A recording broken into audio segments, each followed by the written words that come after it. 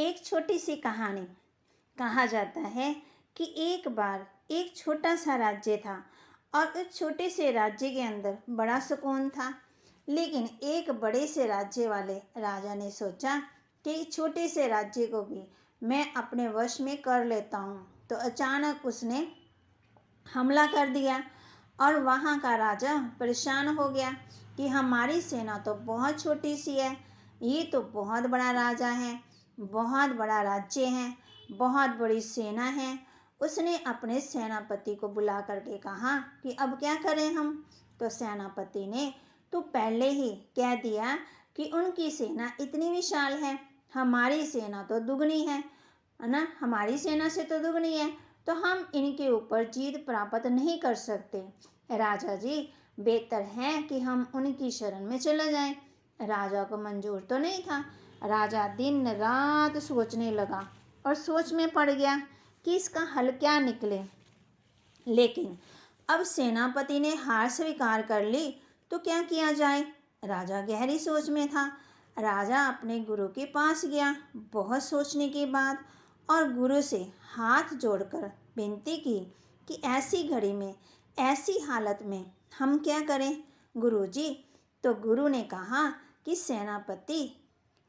सेनापति क्या बोलते हैं। उन्होंने कहा कि हम बड़े राजा की शरण स्वीकार कर लें। तो गुरु ने कुछ घड़ी सोचकर कहा, आपकी सेना का जो सेनापति है उसको हटा दो और मैं आपकी सेना को माना जो कहूँगा वो करेंगे। राजा ने कहा कि आप करेंगी। राजा सोच में पड़ गया। तो गुरु ने कहा कि हाँ, मैं करूँगा। राजा ने सोचा कि गुरुजी ने कभी घोड़ा नहीं चलाया, कभी कुछ नहीं किया, है ना, लेकिन अभी गुरुजी तो कह रहे हैं तो उनकी आज्ञा तो मानना पड़ेगी। और इसलिए राजा ने उस सेनापति से कहा, अब तुम पीछे हट जाओ, गुरुजी आगे, जैसे सेना को कहेंगे वैसे करना।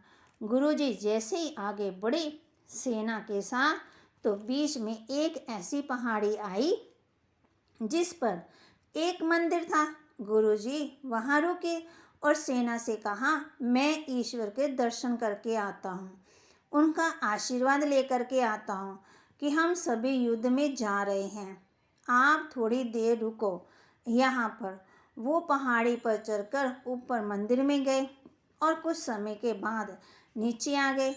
सेना वालों ने पूछा कि गुरुजी, भगवान ने कुछ कहा। तो बोले, हाँ कहा, गुरुजी ने बताया कि हमें इंतज़ार करना चाहिए। तो बोले, किस बात का। भगवान ने कहा कि जब सूरज ढल जाए और यहाँ से प्रकाश निकला तो समझ लेना कि आपकी जीत है, अगर मंदिर में अंधेरा ही रहा तो समझ लेना कि हार है। तो सब इंतज़ार करने लगे कि अब भगवान जवाब देने वाले हैं, है ना। सब सोच रहे थे कि हमारी जीत है या हार है, उसी के आधार से हम आगे बढ़ेंगे।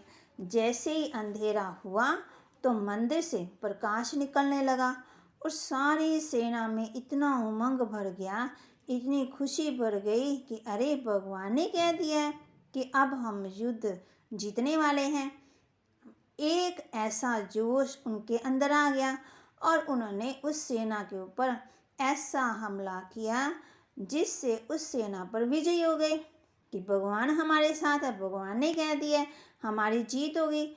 जब विजय होकर के वापस लौट रहे थे तो सैनिकों ने गुरुजी से कहा कि गुरुजी ईश्वर का धन्यवाद तो करके आए। तो गुरुजी ने कहा कि अब इसकी कोई आवश्यकता नहीं है। उन्होंने पूछा, क्यों। गुरुजी बोले, क्योंकि वो दीपक मैं ही जला करके आया था, क्योंकि मुझे पता था कि आप सभी सामने वाले की सेना को देखकर इतने भयभीत हो गए और इसलिए यहाँ हार स्वीकार हो गई। तो जीत प्राप्त करना बहुत मुश्किल है, इसलिए यहाँ जीतना जरूरी था। फिर इसलिए वो दीपक जब जलाया तो दिन में प्रकाश था, तो वो दीपक नहीं दिखना था।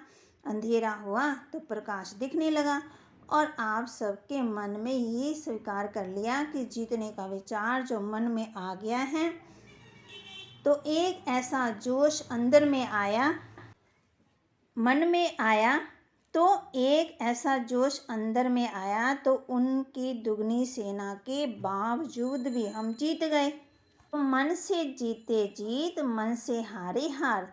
इसलिए ख्यालातों को खूबसूरत बनाओ और ज़िंदगी खूबसूरत हो जाएगी। लेकिन अगर ख्यालात में ही नकारात्मक होगी, माना नेगेटिव होगी, ज़िंदगी भी कैसी हो जाएगी फिर। चुनाव हमारा अपना है कि हमने ख्यालों को कैसे खूबसूरत बनाना है, कैसे आगे बढ़ना है, कैसे अपनी सोच को परिवर्तन करना है। हम बात तो कर रहे हैं कि सकारात्मक विचार मिलेंगे कहाँ से, उसका स्रोत क्या है, उस स्रोत को खोजने की आवश्यकता क्या है। जिस तरह से खोजने की आवश्यकता है ना, जिस तरह से हम नकारात्मक सोच का आधार इधर उधर की बातें, सूचनाएं लेते रहते हैं, तो जो अच्छी पॉजिटिव विचार हैं उसको हम ख़त्म कर देते हैं। तो जो सकारात्मक माहौल है ना, श्रेष्ठ संग है, चिंतन है, अच्छी किताबें हैं, जब उसको पढ़ते हैं तो हम उस दिशा में आगे बढ़ते हैं। तो आप देखो तो मनुष्य के मन के पास अथाह शक्ति और क्षमता है। आज दुनिया के अंदर सब कुछ हो सकता है।